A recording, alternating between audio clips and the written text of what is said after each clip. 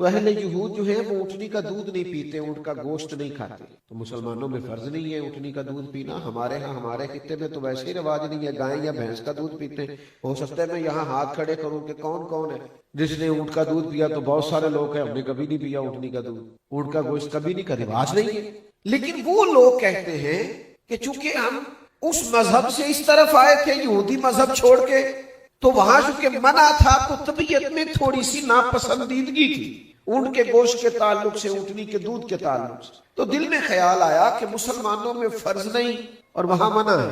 زیادہ غور کریں نوجوان میں کیا کہہ رہا ہوں، مسلمانوں کے ہاں ضروری نہیں، آپ نے کبھی نہیں سنا ہوگا کہ واجب ہے اونٹنی کا دودھ پینا یا فرض ہے اونٹ کا گوشت کھانا، یہاں ضروری نہیں وہاں منع ہے۔ تو دل میں خیال آیا کہ تھوڑا سا چلو اس مذہب کی بھی رعایت ہو جائے گی، تو ہم نے ارادہ کیا کہ اونٹنی کا دودھ نہیں پینا، اونٹ کا گوشت نہیں کھانا۔ اللہ نے قرآن نازل کرا، یا ایھا الذین آمنوا ادخلوا فی السلم کافہ، اے ایمان والو پورے کے پورے دین میں داخل ہو جاؤ، تمہیں ذرا سا بھی ادھر ادھر جانے کی اجازت نہیں ہے۔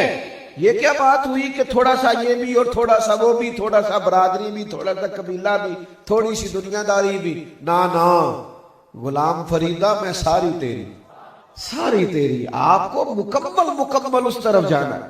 یہ نہیں ہو سکتا کہ آپ کہیں کہ ٹھیک ہے میں محفل ہوں تو چلو ٹھیک ہے، وہاں بھی ہلکی سی صدارت کار آتے ہیں اور وہاں معاذ اللہ تعالیٰ ناچ گانے کا اور غیر شرعی کاموں کا پروگرام ہوا تو دوڑ کے میں ادھر سے بھی چکر لگاؤں، تو یہ بات درست نہیں ہے۔ ان کو بھی سمجھائیے کہ یہ کام درست نہیں ہے۔ تو ذکر رسالت معاب کرنا ہے تو پھر ہر جگہ کرنا ہے، پھر ہر مقام پہ کرنا ہے، پھر شادی والے دن بھی کرنا ہے، پھر ولیمے والے دن بھی کرنا ہے۔ اور پھر یہ تو نہیں نہ ہونا چاہیے کہ دکھوں کا رشتہ رب رسول سے چھوڑ دیں۔ اسٹیج والے تو موبائل نہ چلائیں کم از کم، اللہ تعالیٰ جزائے خیر دے۔ عزیز دوستو، زبان اللہ تعالیٰ کی بہت بڑی نعمت ہے۔ ہم جب جانوروں پر رحم کی بات کرتے ہیں تو ہم کہتے ہیں بیچارہ بے زبان ہے، یعنی اپنا درد، اپنا دکھ، اپنی تکلیف بتا نہیں سکتا۔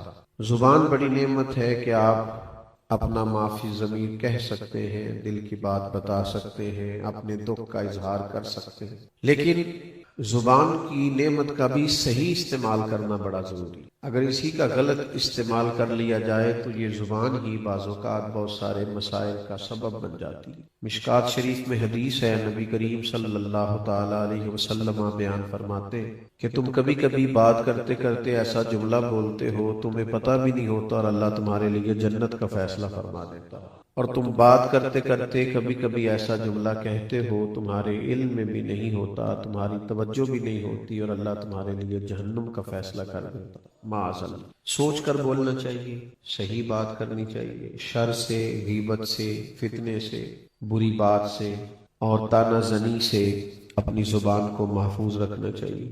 کوشش کرنی چاہیے کہ باتیں کم ہوں، زیادہ بولنے سے جملے بے وقت ہو جاتے ہیں، زیادہ باتیں کرنے سے انسان کی وزاداری پہ فرق پڑتا ہے۔ ہر وقت بات کرنے والے کی بات کا وزن نہیں رہتا۔ خیر الکلام ما قل و دل، بہترین بات وہ ہے تھوڑی ہو، جامع بات کرے، گفتگو کرے، ذکر کرے، تذکرہ کرے، لیکن ادھر ادھر کی باتیں کرنے سے بہتر ہے کہ ذکر یا اللہ کا کرے یا اللہ کے رسول کا صلی اللہ تعالی علیہ وسلم۔ اور یہ جو حضور کا ذکر پاک ہے جس کا عنوان سے آج بزم حسن کو سجایا گیا، یہ ذکر تو ویسے ہی بڑا بلند ہے، اس کو اللہ نے بلند کر دیا ہے۔ اللہ تعالیٰ نے فرمایا وَرَفَعْنَا لَكَ ذِكْرَكَ، اے محبوب علیہ السلام ہم نے نا آپ کی خاطر آپ کے ذکر کو بلند کر دیا۔ اور اس کی کیفیت کیا ہے، وہ کس طرح بلند ہے؟ حضرت جبریل امین علیہ السلام سے جب نبی کریم علیہ السلام نے سوال کیا، پوچھا کہ اللہ تعالیٰ نے میرے ذکر کو کیسے بلند کیا ہے، تو حضرت جبریل علیہ السلام عرض گزار ہوئے، یا رسول اللہ صلی اللہ تعالیٰ علیہ وسلم، رب فرماتا ہے جہاں میرا ذکر ہوگا نا اے میرے محبوب، وہاں آپ کا بھی ذکر کیا جائے گا۔ حضور کا تذکرہ بلند ہے، نبی پاک کا ذکر ہر وقت ہو رہا ہے، ہر جگہ گونج رہا ہے، اذانوں میں بھی، نمازوں میں بھی، درودوں میں بھی، سلاموں میں بھی۔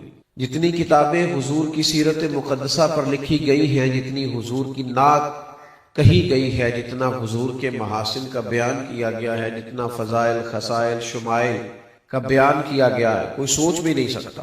ہم تصور بھی نہیں کر سکتے کہ کس طرح اللہ تعالیٰ نے اپنے محبوب کے ذکر کو بلند کیا، یہاں تک کہ دوسرے بھی، غیر بھی۔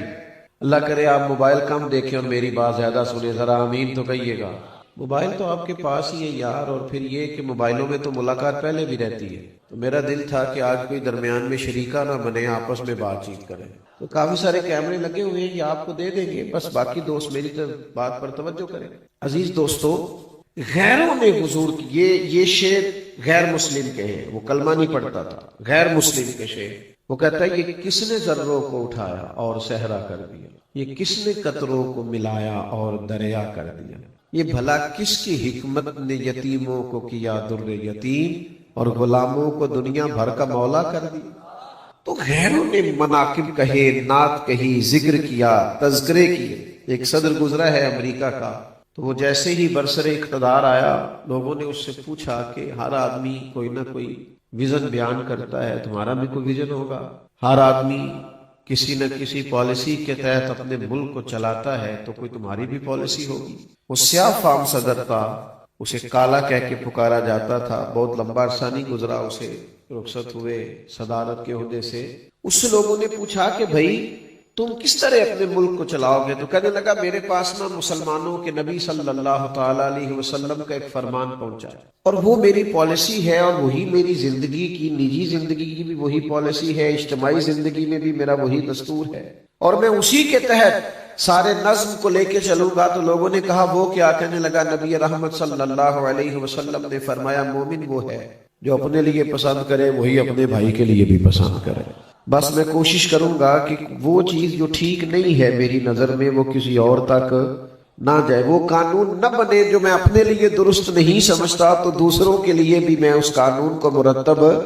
یہ دیکھیے نا، یہ حدیث ہم سب کو آتی، پوری زندگی اس پر گزاری جا سکتی، زندگی کا سارا دستور اس پر رکھا جا سکتا ہے، ہم اپنے سارے معاملات اس پر مرتب کر سکتے ہیں کہ بھائی چیز پر غور کر لو، دیکھ لو، آپ جو بیچ رہے ہو، جو بانٹ رہے ہو، جو کسی کو دے رہے ہو، کیا یہ آپ اپنے گھر میں بھی استعمال کر سکتے ہیں؟ میں نے اپنے قبلہ عالم حضرت صاحب رحمت اللہ علیہ کی خدمت میں عرض کی حضور ادارہ بنانا ہے، مدرسہ بنانا ہے، کیسا ہونا چاہیے؟ فرمانے لگے اس طرح کا بنانا جس میں اپنے بچے بھی پڑھ سکیں، یعنی تم محسوس کرو کہ یہاں میرا بیٹا بھی پڑھ سکتا ہے، اس کا لیول اس معیار کا ہے، اور اگر یہ کہ دوسروں کے بچے وہاں ہیں اور آپ کے کہیں اور ہیں، یہ ہمارے حکمرانوں کا وتیرہ ہے نا کہ باقیوں کے بچوں پر حکومت کرتے ہیں اور اپنے بچوں کو باہر بھیج دیتے۔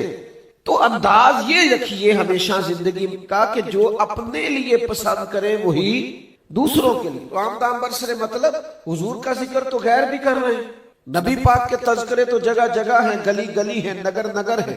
بلکہ کئی دفعہ ایسے ہوتا تھا کہ جو مخالف تھے نا، تو فیل بن عمر کہتے ہیں میں تو ویسے آیا تھا مکہ مکرمہ میں، میرا ارادہ کچھ اور تھا اور میرے ذہن میں بھی بات نہیں تھی، لیکن مجھے نا ابو جہل مل گیا رستے میں، تو مجھے کہنے لگا یہاں ایک شخص نے دعویٰ نبوت کیا، ان کے پاس نہیں جانا۔ ذرا سمجھیے گا بات، کہتے ہیں پہلے پتہ نہیں میں نے جانا تھا کہ نہیں جانا تھا، پہلے پتہ نہیں ان کے بارے میں پوچھنا تھا کہ نہیں پوچھنا تھا، لیکن یہ کریم کا انداز دیکھے نا۔ ابو جہل کہہ رہا ہے ان سے کہ انہوں نے دعویٰ کیا ہے تو یہاں مت جانا، کہتے ہیں میں نے کہا اب تو میں جاؤں گا۔ انہوں نے کہا کہ وہ معاذ اللہ شاعر ہیں، تو کہا میں شعر و سخن ردیف کافیہ مجھ سے زیادہ کون سمجھتا ہے، تو کہا کہ وہ جادوگر ہیں، تو کہا میں نے بڑے بڑے معاذ اللہ کا جادوگر ہے، تو کہا میں نے بڑے بڑے آسیب اتار دیے ہیں، تو کہا بڑا انفرادی مسئلہ ہے، وہاں سے بچ کے آنا مشکل ہے، کہا میں تو جاؤں گا۔ تو فیل کہتے میں گیا، میں نے بھی بڑی باتیں کی پر حضور نے صرف سورہ فاتحہ ہی پڑھ کے سنائی، بس پھر تیریاں ویکھ کے اداواں میں مرید ہو گئی۔ پھر بات بدل گئی، سودا لینے کے لیے بازار گئے ہم، پر ہاتھ اس کے بکے جس کے خریدار گئے ہم۔ پھر واپس آئے تو ابو جہل ہی کہہ رہا تھا یہ وہ نہیں ہے جو یہاں سے گیا تھا، چہرہ دیکھ کے کہہ رہا تھا بدل گئے انداز، اطوار بدل گئے۔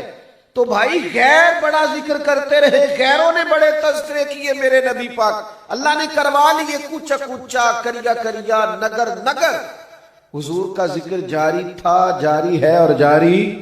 کیا کہتے ہیں فاضل بریلوی؟ رہے گا یوں ہی ان کا۔ پریشان ہے آپ کسی بات پہ؟ کوئی زبردستی تو نہیں نہ بٹھایا محفل ان دوستوں نے، ورنہ ان سے بات کریں، چونکہ اتنے پیارے لوگ ہیں آپ سارے۔ تو میری تو عادت ہی نہیں، میں بے سرا آدمی ہوں، میں تو کسی سے کہہ ہی نہیں سکتا میرے ساتھ مل کے پڑھو، تو سریلے لوگ کرتے ہیں۔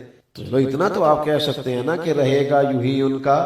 او ماشاءاللہ، رہے گا یوں ہی ان کا پڑے خاک ہو جائیں جل جانے والا. تو ہمیشہ رہے حضور کا ذکر پاک ہمیشہ رہے گا. بلکہ ایک سکھ شاعر تھا, اس کو کسی نے تانا دیا, اس سے کسی نے کہا کہ تم مسلمان ہو کے حضور کی نعت کہتے ہو, تم غیر مسلم ہو کے حضور کی نعت کہتے ہو, اور اگر کہتے ہو تو پھر مسلمان ہو جاؤ. تو وہ کہنے لگا یار تم مجھ پر پابندی کیوں لگاتے ہو کہ میں غیر مسلم ہوں تو حضور کی نعت نہیں کہہ سکتا. وہ کہنے لگا ہو جائے عشق کسی سے کوئی چارہ تو نہیں, ہو جائے عشق کسی سے کوئی چارہ تو نہیں, اور صرف مسلم کا محمد پہ اجارہ تو نہیں. وہ تو عالمین کی رحمت ہے, تو ہو گیا بس, پیار کیا کیا جا سکتا ہے. تو جو عرض کرنا چاہتا ہوں, جو سمجھانا چاہتا ہوں کہ نبی پاک کا ذکر جگہ جگہ ہے, نگر نگر ہے, گلی گلی, ہر مقام پہ ہو رہا ہے اور ہوتا رہے گا. بس ہمیں ہمارے امام نے یہ مقصد دیا ہے کہ تم نے بھولنا نہیں, تم نے بھولنا نہیں. حضور کب تک کرنا ہے؟ تو فاضل بریلوی کہتے ہیں حشر تک ڈالیں گے پیدائش مولا کی تو, اور مثل فارس نجد کے کلے گراتے جائیں, خاک ہو جائیں ادو جل کر مگر ہم تو رضا دم میں جب تک دم ہے. اللہ کرے آپ کو سمجھ آئے. یہ شعر نہیں ہے, یہ مقصد حیات ہے. یہ فقط شعر کا مصرع نہیں ہے, یہ کسی شخص کا ولولہ ہے, کسی کا جذبہ ہے, کسی کا دستور حیات, کسی کا منشور ہے کہ ہم کریں گے کیا.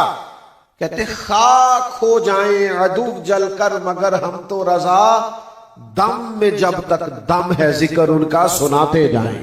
یہ ہم نے مقصد بنا لیا, اور یہ کیوں بنایا ہے وہ بھی بتاتے ہیں. وہ کہتے ہیں جو نہ بھولا ہم غریبوں کو رضا. پھر ذکر اس کا اپنی عادت کیجیے, جب انہوں نے ہمیں نہیں بلایا تو ہمیں بھی ہر وقت محبوب کا ذکر کرنا چاہیے, اور کرتے ہیں ہم حضور کا ذکر. پر محفل میں مجھے معاف کیجئے گا, کل خانی میں کر, جنازوں میں اللہ ماشاءاللہ, تکلیف سے بات کر رہا ہوں, چیلم پہ کر. یہ بچے کی مہندی والے دن حضور کا ذکر کیوں نہیں یاد؟ پھر غلام رسول نہیں. میں تو صرف اس بندے کو دیندار مانتا ہوں جس کے گھر میں شادی ہو تو پتہ چلے کتنا دیندار. محفل میں تو سارے دیندار ہیں, جنازے میں سارے دیندار ہیں. دین کا پتہ تب چلے گا جب تو بیٹی اور بیٹے کا بیاہ کرے گا. پھر تو کتنا ذکر رسالت مآب صلی اللہ علیہ وسلم کا خیال کرتا ہے, پھر تو کہاں تک شریعت کی پاسداری کرتا ہے, کہاں تک لحاظ کرتا ہے تو دینی تعلیمات کا. پھر سمجھ آئے گی تو کتنا دیندار ہے. لیکن اس دن کہتا ہے میرا بیٹا نہیں مانتا, میرا فلانا نہیں مانتا, میں بچوں کے ہاتھوں مجبور ہوں. یہ بہانے کسی اور کو سنانا, یہ بہانے. بچوں کو منانا ہو تو کوئی مشکل کام ہے, اور برادری اور قبیلے سے اگر آپ لڑ نہیں سکتے تو دعوی محبت کیوں کیا تھا؟ اور اگر سمجھ نہ آئے تو پھر دیکھو نہ کھول کے صحابہ کی زندگیاں. ان کی تو ساری برادری, سارا قبیلہ, ان کی تو بیویاں, بچے, بہن بھائی کہہ رہے تھے دین قبول نہیں کرنا. انہوں نے کہا سب کچھ چھوڑ دینا ہے, محمد عربی کا دروازہ نہیں چھوڑنا صلی اللہ علیہ وسلم. لیکن وہ محفل میں ادھار ٹوپی لے کے آ جانا کسی سے, اور جناب بڑا زبردست دیندار بن جانا, اور اس کے بعد ساری مرضی کے کام کرنا, تو یہ بھائی آدھے تیتر آدھے بٹیر بننے سے کام نہیں چلتا. یا ایھا الذین آمنوا ادخلوا فی السلم کافہ, اے ایمان والو پورے کے پورے دین میں داخل ہو جاؤ. آدھے تیتر آدھے بٹیر بننے سے گزارا. وہ میں تو کئی دفعہ نا, وہ جو بڑے ہوتے ہیں نا ہمارے اسٹیجوں پہ, نقیب, خطیب, نعت خواں, ان سے بھی گزارش کرتا رہتا ہوں کہ بھائی آپ فل ٹائم دیندار بنے. یہ جو آپ نے جو وقتی پکڑا ہوا ہے نا نظام, شادیوں میں آپ جاتے ہیں تو آپ کا لباس ہی اور ہوتا ہے, ایئرپورٹوں پہ آپ سے ملاقات کریں تو آپ کے رنگ ڈھنگی اور ہوتے ہیں. تو بھائی یہ آپ نے کون سا دین اختیار کیا ہے کہ جس میں تھوڑا سا آپ یہ بھی کر سکتے ہیں اور تھوڑا سا آپ وہ بھی کر سکتے ہیں؟ پورے کے پورے دین میں داخل. حضرت عبداللہ ابن سلام رضی اللہ تعالیٰ عنہ نے اور ان کے کچھ دوستوں نے یہودی مذہب چھوڑ کر دین اسلام کا کلمہ پڑھا تھا. تو اہل یہود جو ہے وہ اونٹنی کا دودھ نہیں پیتے, اونٹ کا گوشت نہیں کھاتے. تو مسلمانوں میں فرض نہیں ہے اونٹنی کا دودھ پینا. ہمارے ہاں ہمارے خطے میں تو ویسے ہی رواج نہیں ہے, گائے یا بھینس کا دودھ پیتے ہیں. ہو سکتا ہے میں یہاں ہاتھ کھڑے کروں کہ کون کون ہے جس نے اونٹ کا دودھ پیا, تو بہت سارے لوگ ہیں ہم نے کبھی نہیں پیا اونٹنی کا دودھ, اونٹ کا گوشت کبھی نہیں, کا رواج نہیں ہے. لیکن وہ لوگ کہتے ہیں کہ چونکہ ہم اس مذہب سے اس طرف آئے تھے یہودی مذہب چھوڑ کے, تو وہاں چونکہ منع تھا تو طبیعت میں تھوڑی سی ناپسندیدگی تھی اونٹ کے گوشت کے تعلق سے, اونٹنی کے دودھ کے تعلق سے. تو دل میں خیال آیا کہ مسلمانوں میں فرض نہیں اور وہاں منع ہے. زیادہ غور کریں نوجوان میں کیا کہہ رہا ہے. مسلمانوں کے ہاں ضروری نہیں, آپ نے کبھی نہیں سنا ہوگا کہ واجب ہے اونٹنی کا دودھ پینا یا فرض ہے اونٹ کا گوشت کھانا. یہاں ضروری نہیں, وہاں منع ہے. تو دل میں خیال آیا کہ تھوڑا سا چلو اس مذہب کی بھی رعایت ہو جائے گی. تو ہم نے ارادہ کیا کہ اونٹنی کا دودھ نہیں پینا, اونٹ کا گوشت نہیں کھانا.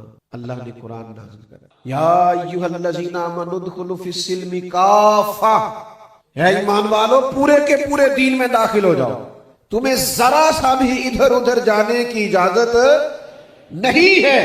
یہ کیا بات ہوئی کہ تھوڑا سا یہ بھی اور تھوڑا سا وہ بھی، تھوڑا سا برادری بھی، تھوڑا سا قبیلہ بھی، تھوڑی سی دنیا داری بھی؟ نا غلام فریدہ میں ساری تیری. آپ کو مکمل اس طرف جانا.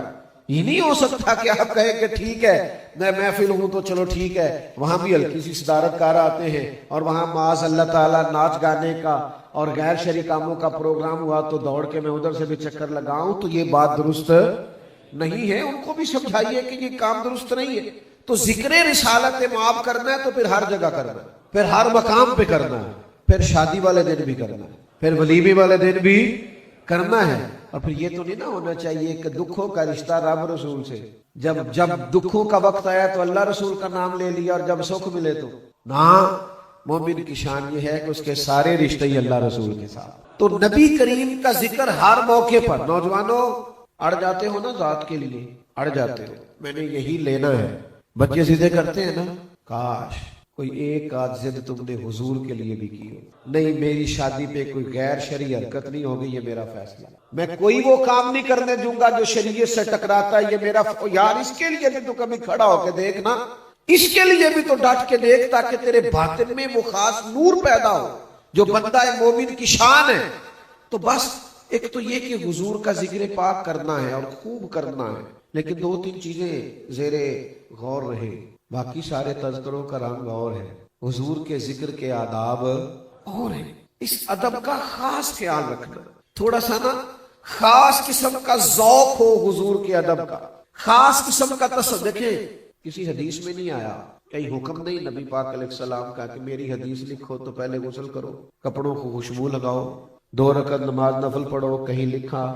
لیکن امام بخاری رحمۃ اللہ علیہ نے جب بھی حضور کی کوئی حدیث لکھی ہے، ہم بھی بہت ساری حدیثیں بیان کرتے ہیں تو ایک وضو سے ہی ہو جاتی ہے، لیکن امام بخاری نے ہر حدیث سے پہلے وضو کیا، ہر حدیث سے پہلے خوشبو لگائی، ہر حدیث بیان کرنے سے قبل 2 رکعتیں نماز پڑھی ہے.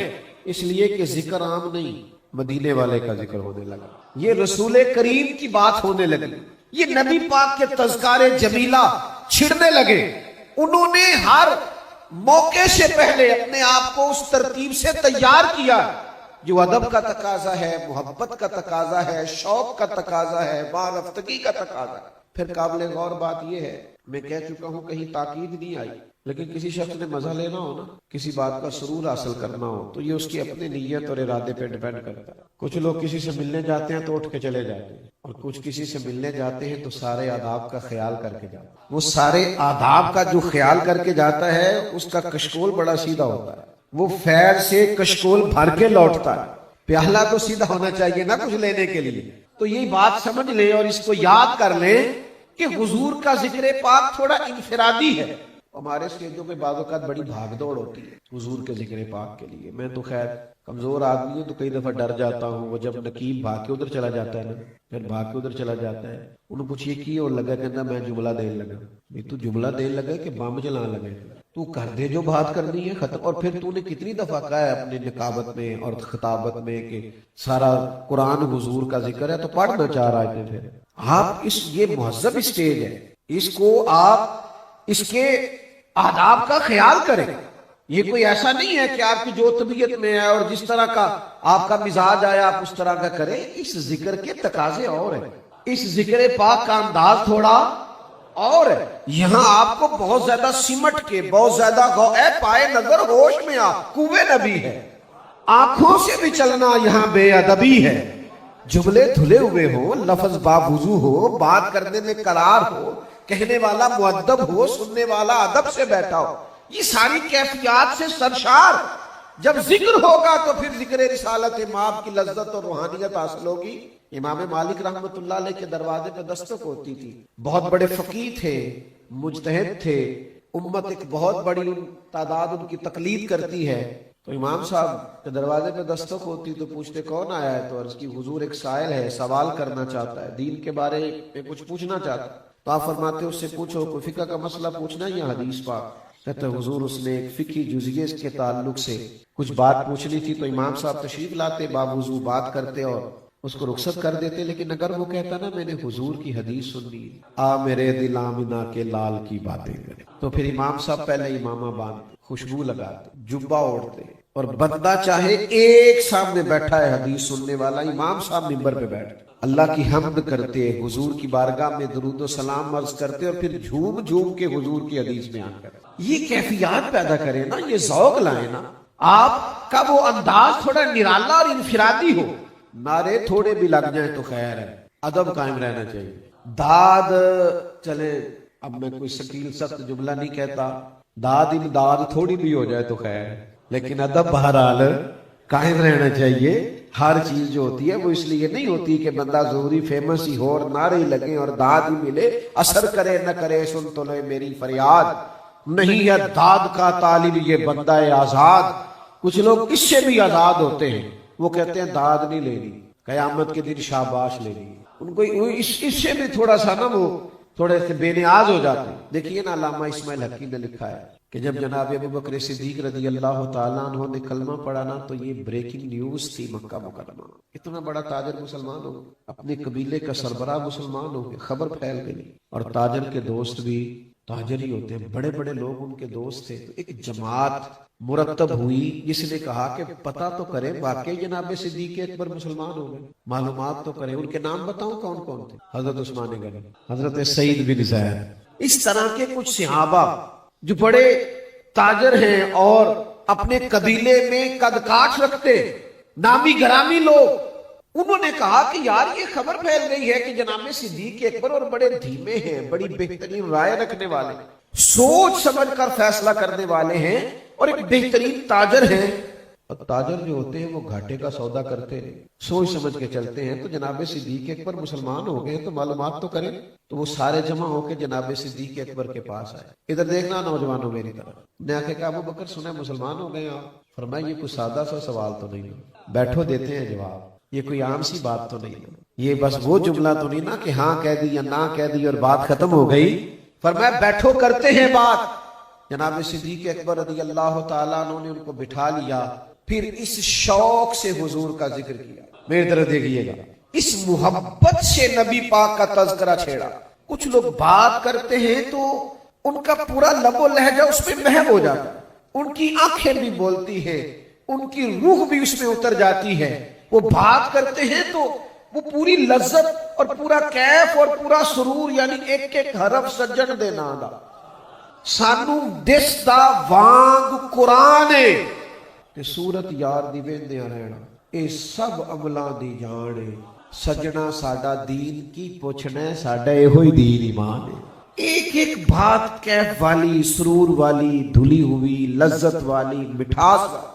جناب صدیق اکبر نے کبھی حضور کے اخلاق کی بات چھیڑی، کبھی معاف کرنے کی بات چھیڑی، کبھی عطا کرنے کی بات چھیڑی، کبھی نواز دینے کی بات چھیڑی، کبھی حضور کی صلہ رحمی کی بات چھیڑی، کبھی بھائی کو بھائی سے ملا دینے کی بات چھیڑی۔ اس رنگ میں حضور کا ذکر نور کیا کہ وہ جو تصدیق کرنے آئے تھے نا کہ آپ مسلمان ہوئے ہیں کہ نہیں، وہ کہنے لگے ہمیں بھی لے چلے، ہم نے بھی حضور کا کلمہ پڑھنا۔ تو بھئی آپ کا وہ انداز ذکر کرنے کا، وہ انداز، وہ لب و لہجہ، اس میں جاذبیت تو ہو مسلمان کا۔ آپ نے مجھ سے ناراض نہیں ہونا، یہاں علماء بیٹھے ہیں، مشائخ بزرگ بیٹھے، اور یہ بھی تھوڑا سا درست نہیں کیا گیا کہ بالکل پیچھے بٹھایا گیا، یہاں دائیں بائیں بزرگ بیٹھ جائیں تو ذرا ادب قائم رہتا ہے۔ یہ میری گزارش ہے بانیان محفل کے لیے، اور بعض اوقات توجہ نہیں رہتی، صرف تھوڑی توجہ کرا رہا ہوں۔ تو یہاں بزرگ تشریف فرما ہے، میں آپ کی خدمت میں یہ بات عرض کرنا چاہتا ہوں کہ جب آپ کسی بھی محفل میں آئے نا، اور ہماری جماعت کا یہ طریقہ نہیں تھا کہ آپ اتنے سارے لوگ ننگے سار آ گئے، ہم نہیں آیا کرتے تھے، ہم تو ادب والے لوگ۔ ناراض ہو گیا کافی سارے نوجوانوں نے ہلکا ہلکا گھورا ہے مجھے، تو بھئی ہم اس طرح کے نہیں ہیں، ہمارا ہی تو، ہم سے تو لوگوں نے، ہم سے تو ادب سیکھا ہے، لیکن یہ کہ آپ محفل میں آئیں تو پھر وضو ہو، پھر خوشبو ہو، پھر درود و سلام پڑھتے ہوئے آئیں۔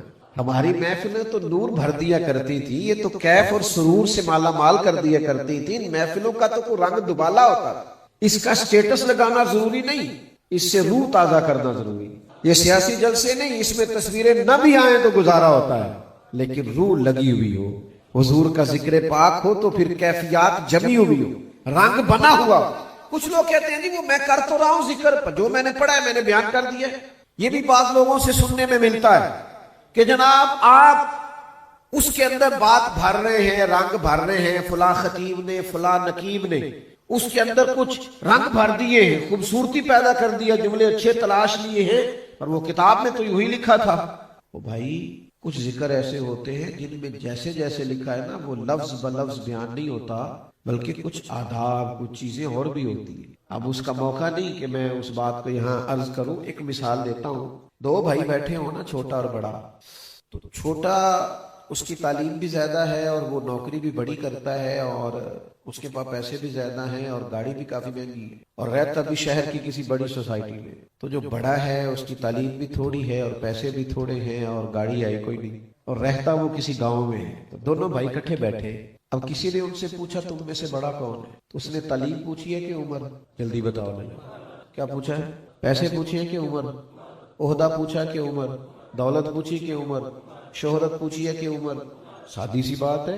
दो लोग बैठे हैं, बड़ा और छोटा, पूछ लिया भैया आप में से बड़ा कौन है, तो अब वो बड़ा बेचारा कह दे नहीं नहीं ये इसके पास पैसे ज्यादा है, इसकी तालीम ज्यादा है, या चले आप दीनी तालीम भी फर्ज कर ले कि ये आलिम है, ये फाजिल है, ये बहुत बड़े हैं, तो यही बड़े हैं। तो याद रखेंगे ऐसा नहीं होता।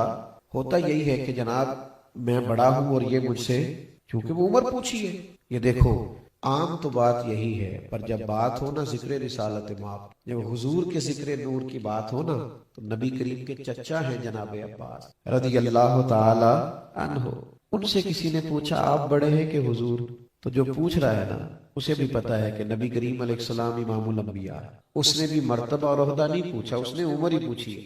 आप बड़े हैं कि हुजूर? वो जानता है कि हर लिहाज से हुजूर बड़े हैं, लेकिन इस वक्त जो सवाल है और सवाल की बुनियाद वो उम्र से ताल्लुक रखती है।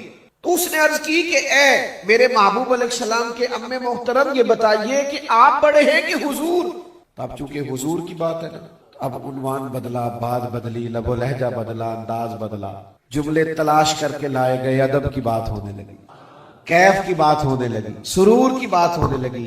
हजरत अब्बास रज़ी अल्लाह ताला अन्हु का क्या खूबसूरत लहजा है। बेटा बैठ जाए आप, अल्लाह आपको सलामत रखे। अब तो सबको पता है कि ये पैसे लेने देने वाला यहाँ कोई मामला नहीं, अब भी बार बार बताना पड़ेगा। छोड़े और बात सुनो, और बात भी मुकम्मल हो गई। अब तो सारा मजमून मैं आपको अर्ज कर चुका, चंद मिनटों में बात समेट दूंगा। हजरत अब्बास रज़ी अल्लाह ताला अन्हु से जब पूछा आप बड़े हैं कि हुजूर, तो जवाब देखिए कितना खूबसूरत है। फरमाने लगे बड़े तो हुजूर ही है, बड़े तो हुजूर ही है, हाँ पैदा पहले मैं हुआ था। ये अंदाज तकल्लुम, ये अंदाज गुफ्तगू, यानी ये धुले हुए और निखरे हुए और शहद से ज्यादा मीठे जुमले, इसलिए कि बात नबी पाक की है। वाला हज़रत बरेलवी रहमतुल्लाह ताला अलैह जब तुर्कियों का जमाना था तो मदीना मुनव्वरा तशरीफ ले गए, तो सामने ना गुंबद शरीफ के, गुंबद खजरा शरीफ के सामने दो खजूर के दरख्त थे।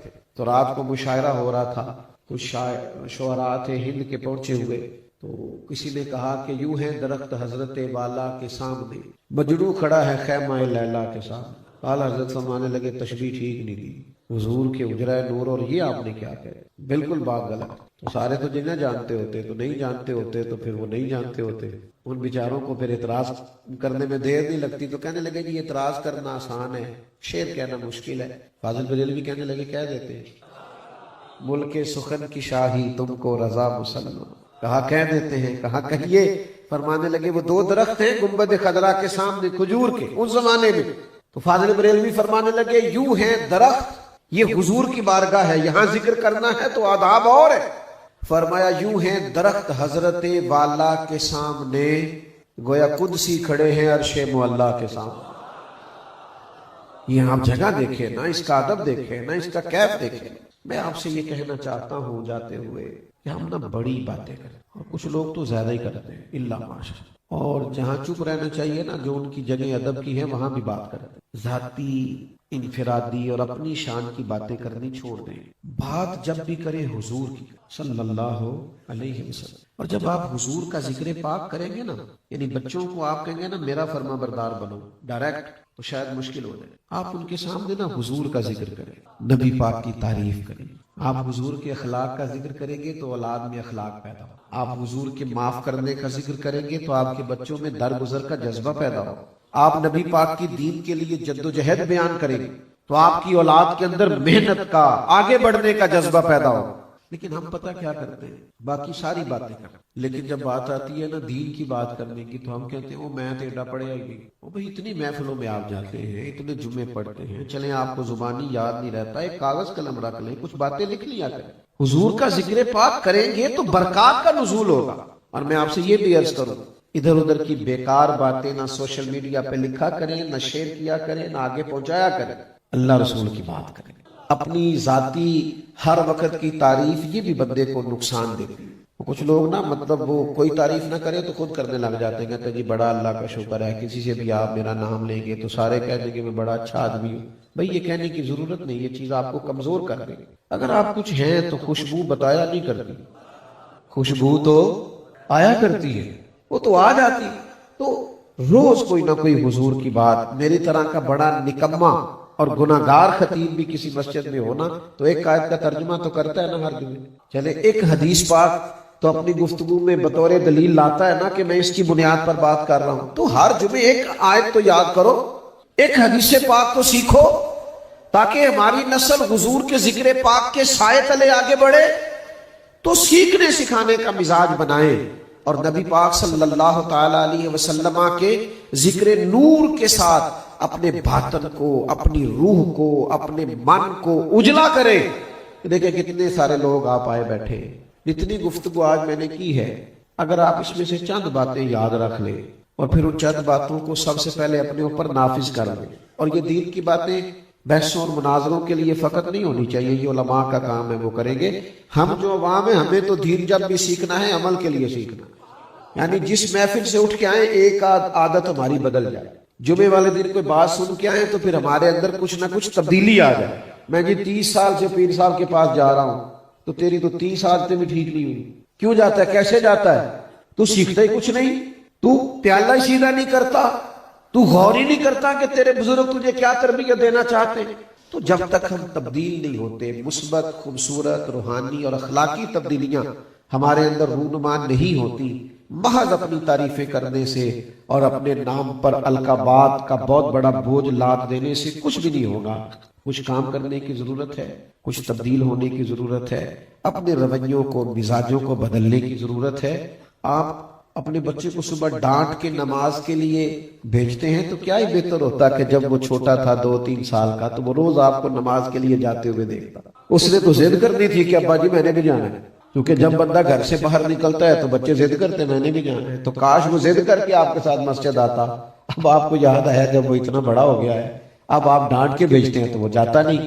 دیکھو نا، پڑھو نا حدیثیں، حضرت امامہ بنت زینب، یہ بخاری میں موجود ہے، حضور کی سب سے بڑی نواسی ہے۔ حضور نماز پڑھنے آتے تھے تو نواسی کو اٹھائے ہوئے گود میں ساتھ لایا کرتے، تو یہی لکھا ہے شارحین حدیث نے کہ لگتا یوں ہے کہ بچی رو پڑتی تھی کہ نانا میں نے بھی جانا ہے، تو حضور لے آتے تھے۔ تو ہمیں کرنا یہ ہے کہ ہمیں مثبت اپنے اندر تبدیلی لانی ہے۔ جلسے بڑے ہوتے ہیں، تقریریں بڑی ہوتی ہیں، لیکن یہ صرف کانوں کی لذت نہیں، عمریں بڑی ہو رہی ہیں، حالات بڑے ہو رہے ہیں، لیکن آہستہ آہستہ سوسائٹی بے ہنگم بھی بڑی ہو رہی ہے۔ ہمیں اپنے آپ کو کچھ نہ کچھ تبدیل کرنا ہے۔ دل کی گہرائی سے دعا کرتا ہوں اللہ اتنی خوبصورت محفل سجانے والے دوستوں کو بہترین جزا عطا فرمائے۔